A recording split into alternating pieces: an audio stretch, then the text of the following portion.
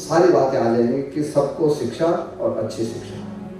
ये हमने 2 साल, जब मैं इस विश्वविद्यालय में आऊँगा तब आप खुद कहोगे कि भाई उत्तराखंड की प्राइमरी शिक्षा और माध्यमिक शिक्षा में काफ़ी अंतर आ गया। हमारा टारगेट ये है सरकार का कि बेसिक शिक्षा में हम 15 बच्चों पे एक टीचर देने वाले हैं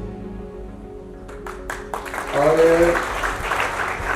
माध्यमिक शिक्षा में 30 बच्चों पे एक टीचर देने वाले हैं और उच्च शिक्षा में भी 30 बच्चों पे एक टीचर देने वाले हैं।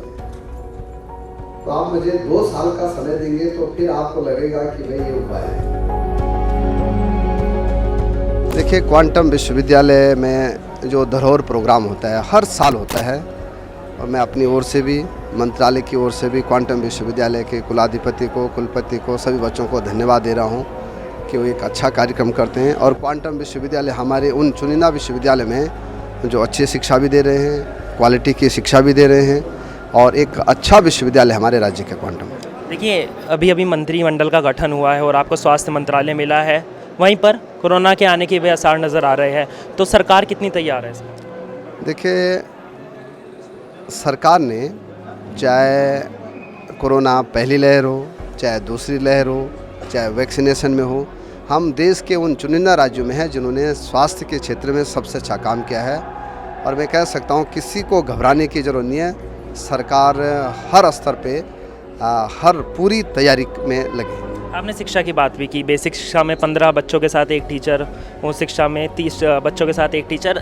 तो वहीं पर अगर दिल्ली की बात करें तो आम आदमी पार्टी दावे करती है कि हमने ज़्यादा अच्छा विकास शिक्षा के में किया है, तो वहीं पर उत्तराखंड कैसे करेगी दिल्ली के तर्ज में? देखिए, हम अपनी तर्ज पे अपने शिक्षा को चलाएंगे और मैं कह सकता हूँ कि 1 साल बाद आप कहेंगे कि उत्तराखंड में बहुत अच्छी शिक्षा दी जा रही है। धरोहर कार्यक्रम में माननीय मंत्री डॉक्टर धन सिंह रावत भी पधारे, तो क्या कुछ कहना चाहिए आज उन्होंने कार्यक्रम में? माननीय धन सिंह रावत जी जो हैं वो आप जानते हैं कि शिक्षा मंत्री हमेशा से उच्च शिक्षा के मंत्री रहे हैं और भी कई क्षेत्र उनके पास हैं एज मंत्री।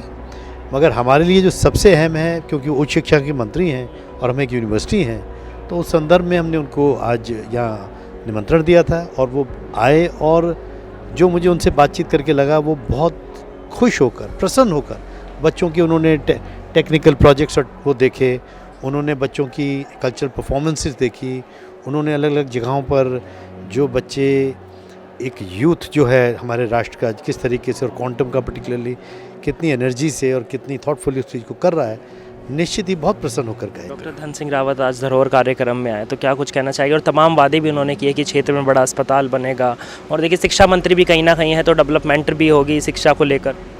देखिए, ये भगवानपुर क्षेत्र जो है वो सुविधाओं की दृष्टि से थोड़ा पिछड़ा हुआ है। क्वांटम यूनिवर्सिटी के होने के बाद यहाँ बहुत सारी भू उपयोग एक्टिविटीज़ बढ़ चुकी हैं और डेफिनेटली पॉपुलेशन भी बढ़ी है और उसकी पॉपुलेशन को देखते हुए ये ज़रूरी है कि यहाँ पर एक अस्पताल हो जो कि लगभग 10 से 15 किलोमीटर के एक दायरे में जनसंख्या को लाभान्वित करेगा।